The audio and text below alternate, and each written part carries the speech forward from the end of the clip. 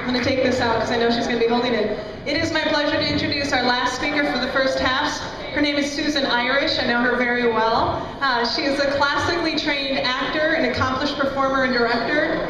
She's got mad stage combat skills, which you'll see her sweet, sweet sword.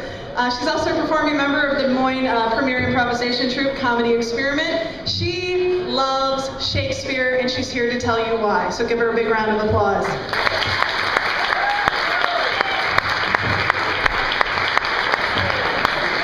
Shakespeare gets a really bad rap. He's too boring. I don't understand the language. It's from 500 years ago. Blah, blah, blah, blah. The truth is that he is dirtier than Cinemax after midnight. He is more bloody than a Quentin Tarantino movie, and the guy practically invented romance. I mean, Romeo, anyone? Okay, so I'm going to start with naughty Shakespeare. Now, everything that I'm about to tell you came from this book. It's called Filthy Shakespeare, Shakespeare's Most Outrageous Sexual Puns by Pauline Kiernan. So, we're going to start with Twelfth Night. In Twelfth Night, Maria wrote a letter to Malvolio in Olivia's handwriting to make Malvolio think that Olivia was in love with him. This is that letter. Malvolio believes, beyond a shadow of a doubt, that Olivia loves him based on the way that she's writing her letters. Oh, she's so in love with me.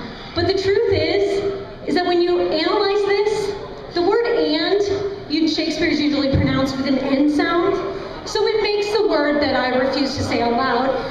And of course, what comes from that part of the female anatomy? Yes, peas. So, and the hand thing, really, it's just Shakespeare's, one of his many, many, many masturbation jokes. So that's fun. This story is from a play called A Winter's Tale, in which they tell a story of a man who writes songs, sells them to lovely young men so that they can sing them to their chosen females and make them feel all warm and fuzzy inside. No. The guy in this story is a walking sex shop. He makes dildos and he sells them to the people in the countryside. The customers are either prostitutes or people that buy prostitutes.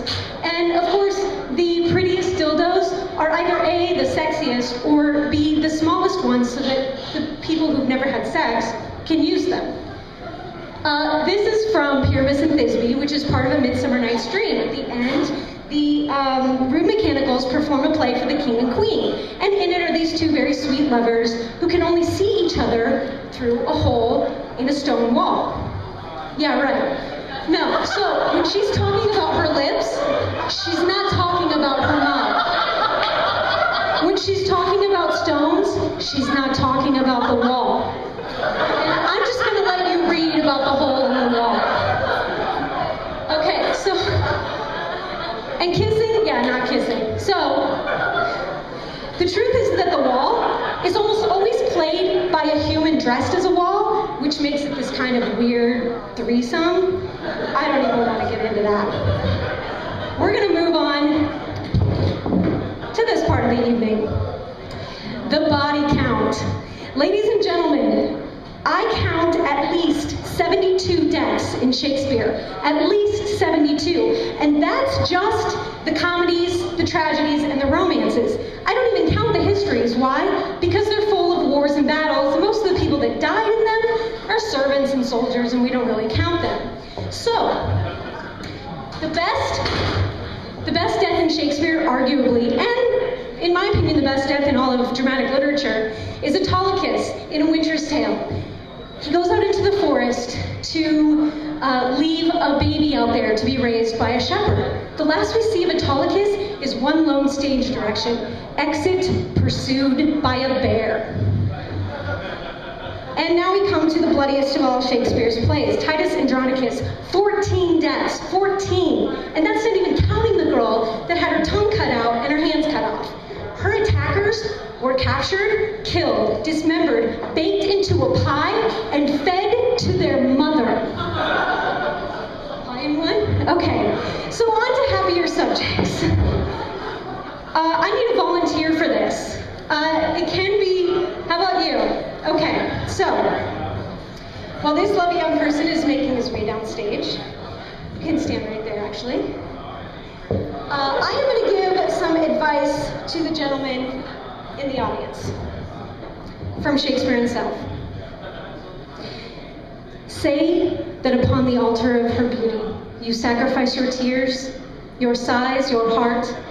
Write till your ink be dry, and with your tears moist it again, and frame some feeling line that may discover such integrity. Visit by night your lady's chamber window with some sweet concert. To their instruments tune a deploring dump. The night's dead silence will well become such sweet, complaining grievance. This, or else nothing, will inherit her.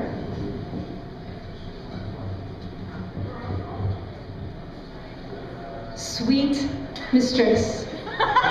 Don't speak. Don't speak. What your name is else I know not, nor by what wonder you do hint of mine.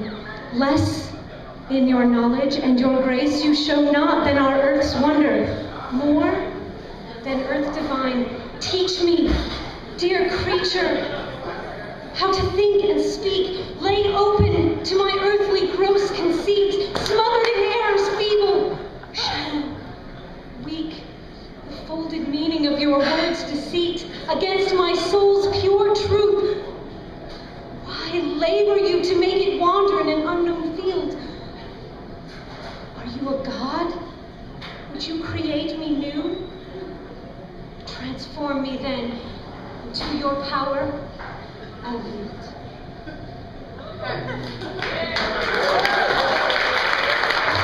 Chicks dig Shakespeare. Are you melting? Well, if there was a woman, she'd be melting. Okay, so I got a little ahead of myself, but the truth is that Shakespeare's wife is Anne Hathaway, and that just makes him wicked cool. So, thank you very much.